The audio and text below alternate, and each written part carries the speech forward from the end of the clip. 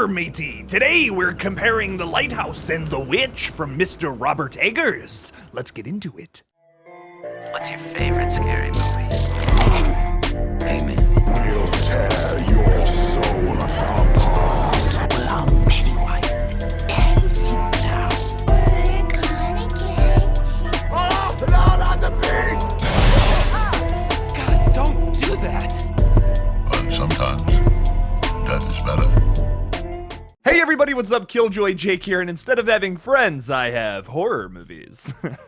I wanted to kind of look like Robert Pattinson's character from The Lighthouse, but I kind of just ended up looking like the one dude from Mythbusters without a beard. So here we are.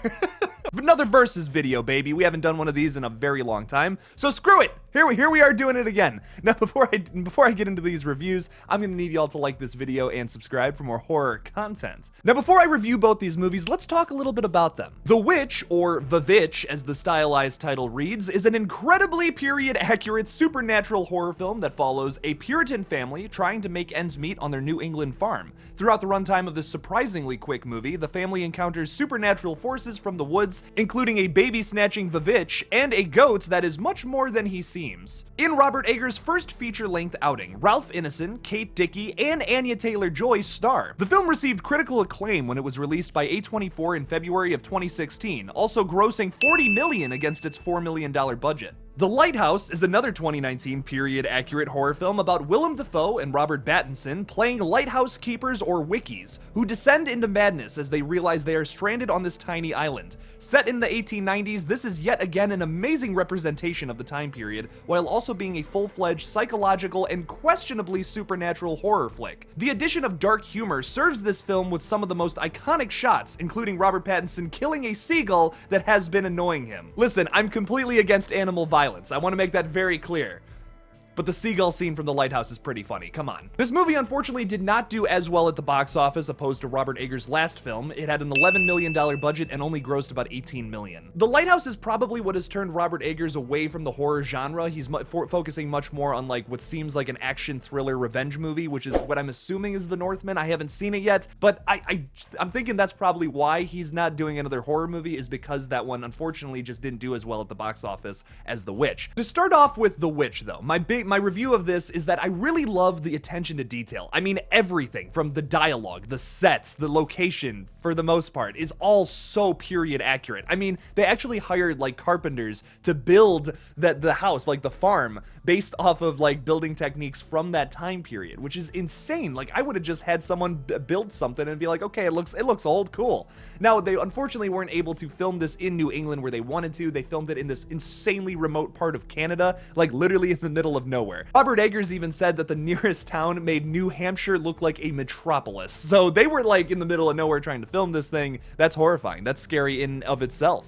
And I think you really feel that in the film with all of the actors. Like, by the time you get to a certain point in this movie, come on, we have to spoil this thing if I'm gonna fully review it. By the time you get to just Anya Taylor-Joy being alone on the farm, you just feel this sense of like utter loneliness and this horrifying dread that she is out there with these monsters. That's the scariest part of the film. It just continuously gets scarier and scarier as the movie goes on, I think. Eggers also used only natural light for the entire film, which is insane to me. Like, that is so difficult to do, especially when you're working with a smaller budget. I mean, for all of the inside scenes, when it was like completely pitch black and dark, they only had that lit up by candlelight to make it that much more period accurate. I can't even imagine how difficult that was to light a shot with just candles or just an overcast sky, depending on when and where the shot took place. That's difficult, man. That's not easy to do. I praise the attention to detail, but at some points, I feel like it's a bit much. Like, the dialogue is so hard to understand at some points. It's like, you can't just sit down and watch this thing once. You have to watch it multiple times just because it's a dialect that we haven't spoken in like hundreds and hundreds of years. You have to watch this thing with subtitles the first time, and to really get it, it's almost like you have to do like a Wikipedia search afterwards. The dialogue is that out there, and it's a little better in The Lighthouse, but like this movie, it took me a few times to really get everything. I appreciate all the disturbing images throughout. One of the things that I feel like people don't talk about enough is the crow pecking at the mom's nipple. That is so fucked up. Oh my god, that is messed up. The baby mush right at the beginning. The witch just mushes up their baby into paste and rubs it on her skin, which is it's so freaky. And of course, that final shot with all the witches ascending into the sky that's based off of that one painting, which I can't just I'm not a expert on paintings. I know my get-up might suggest that I am, but I unfortunately do not know too much about paintings or their names. But yes, that is awesome. Black Phillip is also a horror icon at this point, and it's well deserving. That one scene where you have Black Phillip kind of transform into basically the devil in the barn with Anya Taylor-Joy. Oh, it's creepy, man. Oh, I love it. I love it. It's so good. Fantastic. Another thing I want to praise is the performances throughout this entire film, especially from the very underrated Harvey Crimshaw, whose monologue is terrifying before he just dies. This kid who gives this horrifying monologue after basically having this confrontation with the witch in the woods.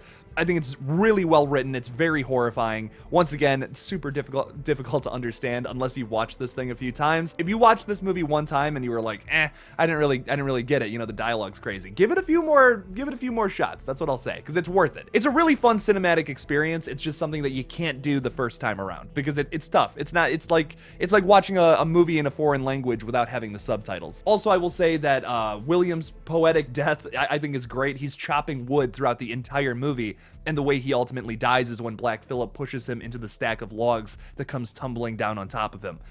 One of the most poetic deaths I think I've ever seen in a horror film. Just really well done.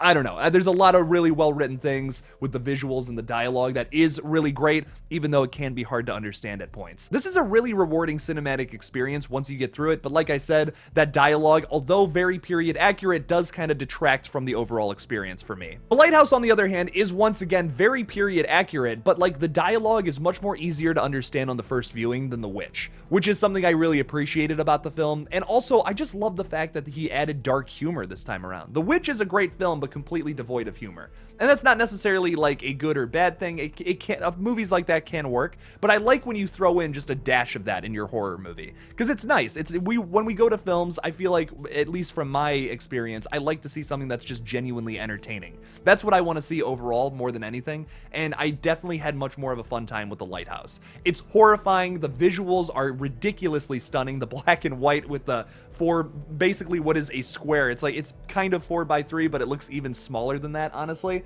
I love it. I think it's just, it's so iconic. It has a certain look to it that you can't, like, it's so recognizable. You see like that 4:3 perspective ratio, or like maybe probably something smaller than that, with the black and white, with the lighthouse nautical vibes. You know that's from The Lighthouse. Like, it's iconic. You know that that's what that is. And I absolutely love this film. I think there's some really horrifying moments throughout that really make you question what the fuck is going on. This has got to be the most vague horror film ever made. I mean, you can really argue just about any theory you have about this film, and you probably have a point, because after watching this film so many times, I don't know who's the crazy one. You have Robert Pattinson's character who like kills a seagull at the beginning, and then like that's pretty vicious, and then is basically getting attacked by Willem Dafoe later in the movie. But then there's that conversation between him and Willem Dafoe where he says that, oh, you came at me with an axe, but although the viewer just saw the exact opposite thing happen. So is Willem Dafoe's character gaslighting Robert Pattinson, or is Robert Pattinson just absolutely crazy? It's like, you can't tell. You really can't tell what is going on in this film. There's so many context clues to lead you to believe one thing or the other. We also see Robert Pattinson looking at Willem Dafoe at one point, and he transforms into the mermaid. He also transforms into what I think is Neptune, the king of the sea. If you have not seen this movie before and I just spoiled that for you, I'm sorry, but holy shit, you need to watch this movie. It's completely insane.